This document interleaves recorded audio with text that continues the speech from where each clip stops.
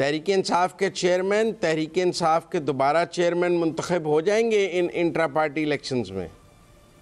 वो मुजम्मिल, मुझे ज़्यादा मैं क्लियर नहीं हूँ इस मामले पे, क्योंकि पता चल रहा है कि वो तो उम्मीदवार ही नहीं होंगे, वो चेयरमैन रहेंगे। अभी एक खबर तो मैंने ये देखी है कि वो चेयरमैन रहेंगे, उनके अलावा जो बाकी के ओहदे हैं उनके ऊपर इलेक्शन होंगे। सो उनका जो अपना कैंडिडेचर है उसके बारे में कम से कम मैं तो इतना वाज़ेह नहीं हूँ कि वो उसमें शामिल होंगे, और अगर नहीं होंगे तो फिर वो किसी और को चेयरमैन मुंतखब कराना चाह रहे होंगे अपनी पार्टी के अंदर, या खुद ये कहकर पीछे होंगे कि चेयरमैन तो मैं ही हूँ, बाकी अहदेदारों के लिए आप इलेक्शन जो है वो करा लें। लेकिन यहाँ मुजम्मिल, आपने दो बातें की। आपने कहा, एक तो आपने बिल्कुल सही कहा कि इलेक्शन कमीशन के गन पॉइंट के ऊपर ये इलेक्शन हो रहा है। दूसरी चीज़ आपने जिसका जिक्र किया वो ये था कि पाकिस्तान की किसी भी सियासी जमात के अंदर प्रॉपर इंटरनल पार्टी इलेक्शन जो हैं वो कराने का कल्चर नहीं है। क्योंकि देखें, पार्टी के अंदर जो इलेक्शंस हैं, एक मुतहरिक पार्टी जो होती है उसके इलेक्शंस पार्टी के अंदर कराने का एक मकसद होता है। पाकिस्तान के अंदर हमने देखते हैं कि ये एक टीयर्ड किस्म का एक इलेक्टोरल प्रोसेस होता है, जिसमें एक वक्त ऐसा आता है जब आपकी मकामी हुकूमतें मुंतखब हो रही होती हैं, फिर एक वक्त ऐसा आता है जब जनरल इलेक्शंस के अंदर आपकी सूबाई और कौमी असम्बलियाँ जो हैं वो वजूद में आती हैं।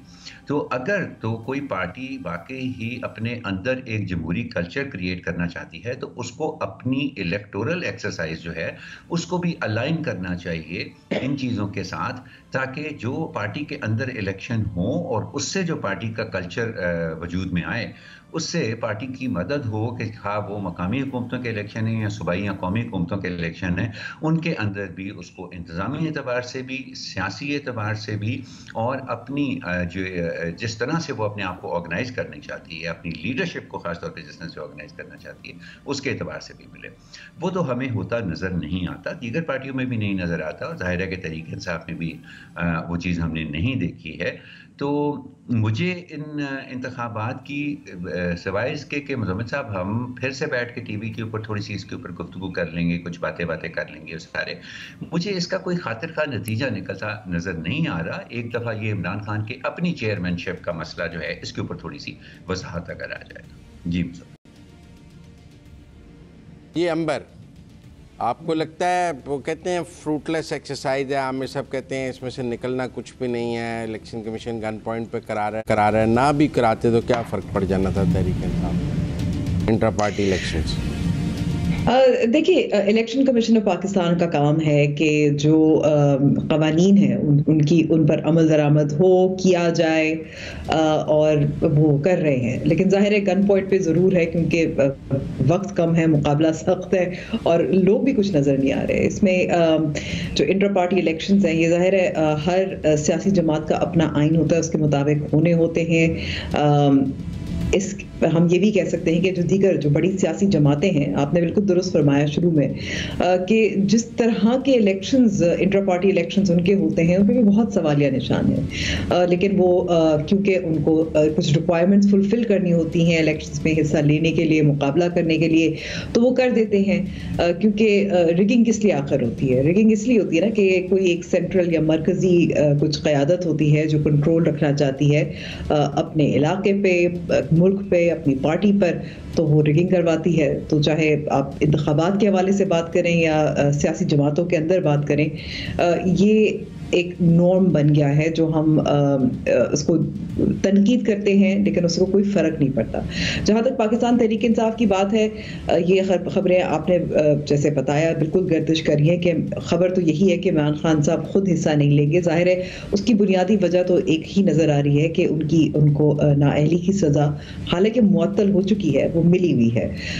तो अगर उनको इलेक्ट कर दिया जाए तो फिर आगे पार्टी का फिर क्या बनेगा, क्या वो उसको देगी इलेक्शन कमीशन ऑफ पाकिस्तान? तो ये कुछ ऑब्वियसली फैक्टर्स हैं जिसकी बुनियाद पर शायद ये बात चल रही है।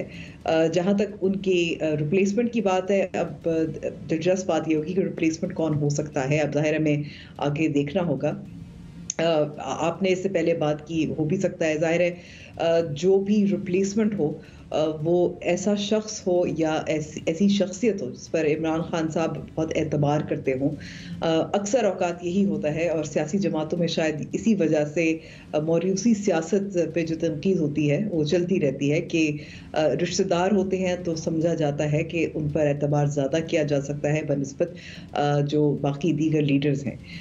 तो कुछ तो खबरें यही हैं कि शायद कोई उनकी बहन हो सकती हैं या कोई ऐसे लॉयल जो इस वक्त पार्टी लीडर्स हैं उनमें भी हो सकते हैं जो अभी तक इमरान खान साहब के बयानिए और पार्टी के साथ जुड़े हुए हैं, लेकिन उनकी जाहिर है वो डमी ही रहेंगे। तो ये एक एक्सरसाइज जो है वो फॉर फॉर्म है, इसमें कोई सब्सटेंस नहीं है, सिर्फ ताकि इलेक्शंस में हिस्सा भी ले सकें, बल्ले का सिंबल भी रहे और आगे बढ़ सकें।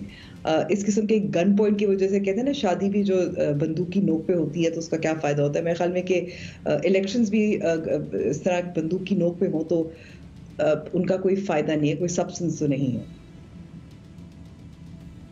देखिए, पहली बात तो ये है कि कानून के मुताबिक हर सियासी जमात अपने अंदर इंट्रा पार्टी इलेक्शन कराने की पाबंद है। वो शफाफ हैं या नहीं हैं, उस सियासी जमात के आइन और कानून के मुताबिक हैं या नहीं हैं, ये सवालात अपनी जगह मौजूद हैं।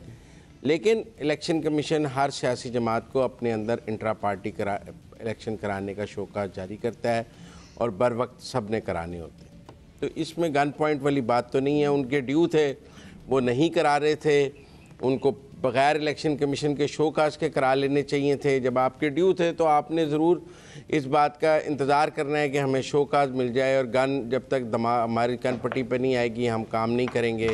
तो अगर आपके इंट्रा पार्टी इलेक्शंस आपके कॉन्स्टिट्यूशन के मुताबिक ड्यू हैं तो आपको बर वक्त कराने चाहिए। इसमें ऐसी कौन सी बात है? आप भी तो आप करा रहे हैं ना, तो आप बग़ैर शोकाज के करा लेते तो ज़्यादा अच्छी जमात, सियासी जमात हम आपको समझते।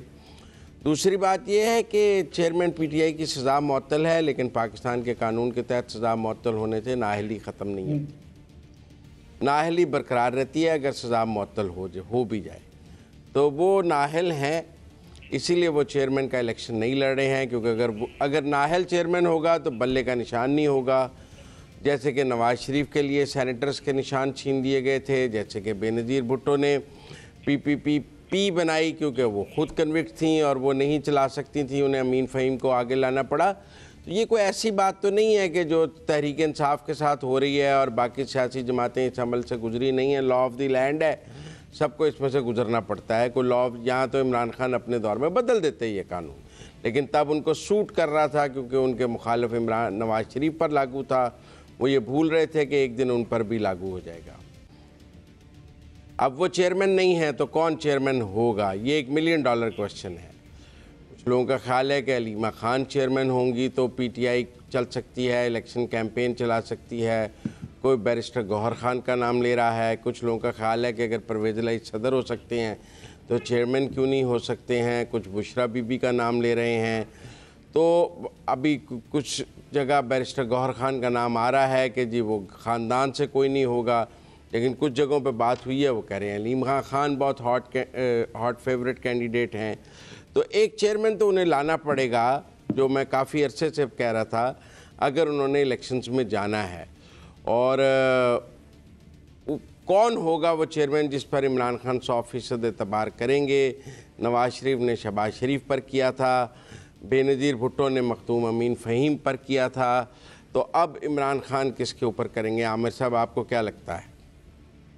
यार देखें, ये एतबार करने वाली बात जो है ना मुज़म्मिल, ये मुझे लगता है कि ये पाकिस्तानी सियासतदानों का जो पर्सनल कल्चर है ना, ये उससे बड़ी जुड़ी हुई है। हालांकि अगर आप इसको ऑब्जेक्टिवली देखें तो इंट्रा पार्टी एक अच्छे और मुनज़्ज़म इंट्रा पार्टी इलेक्शंस कराने से पार्टी लीडरशिप का काम मुश्किल नहीं होता, आसान होता है। लेकिन यहाँ खुदा जाने के क्या इनको प्रॉब्लम है कि ये इसको अपने लिए एक पोटेंशियल थ्रेट समझते हैं कि ये ना हो कि कल कोई बंदा जो ऊपर आए वो कहे कि जी मुझे तो पूरी पार्टी ने मुंतखब किया है, आप कौन होते हैं, और वो उनके सामने आकर ना खड़ा हो जाए। और ये बात मुझे बहुत ज़्यादा अजीब लगती है मुज़म्मिल, क्योंकि अगर MLN का ही वोट होता और वो पार्टी का वोट होता पाकिस्तान के अंदर सारे का सारा, तो फिर नवाज शरीफ को इतनी मेहनत से वापस लाने की क्या ज़रूरत थी इस कैंपेन के लिए? अगर पीपल्स पार्टी का वोट होता तो क्या क्या वजह थी कि एक मोहतरमा बेनज़ीर भुट्टो की शहादत के बाद एक टीनेज बच्चे को जो है उसकी क़यादत थोपनी पड़ी। तो पार्टी लीडर्स को अपने ऊपर, हालांकि उनकी अपनी फॉलोइंग होती है, उनकी अपनी सपोर्ट होती है, बट खुदा जाने उनको अपने ऊपर ये एतबार क्यों नहीं होता कि जितनी ज़्यादा हम मुनज़्ज़म करें पार्टी और जितनी ज़्यादा एक सेकंड टियर लीडरशिप को स्ट्रॉन्ग बनाएं, तो उससे पार्टी भी मजबूत होगी और वो खुद भी मजबूत होगी। अब ये चीज़ देखें, हमने इमरान खान में तो नहीं देखी है। उनकी भी, हालांकि उनके साथ तो ये और भी ज़्यादा वाज़ेह था कि पीटीआई को वोट जब डाला था तो किसी ने असद उमर को तो नहीं वोट डाला था ना जी, परवेज़ खटक का तो किसी ने नहीं वोट डाला था उस वक्त, सबने इमरान खान को वोट डाला था वहाँ पे। तो लेकिन हमें उनमें कभी भी, और वो अपने आप को मुख्तलिफ भी कहते हैं, वो कहते हैं कि उनकी सियासत भी मुख्तलिफ है बाकी सियासी जमातों से। तो फिर मैं ये खौफ जो है ना मुज़म्मिल, ये समझ नहीं पाया कि हमारे सियासतदानों में क्यों है कि वो अपनी पार्टियों को प्रॉपर्ली जो है वो मुनज़्ज़म नहीं करते, क्योंकि देखें इलेक्शन से बहुत सारी चीज़ें जुड़ी हुई होती हैं।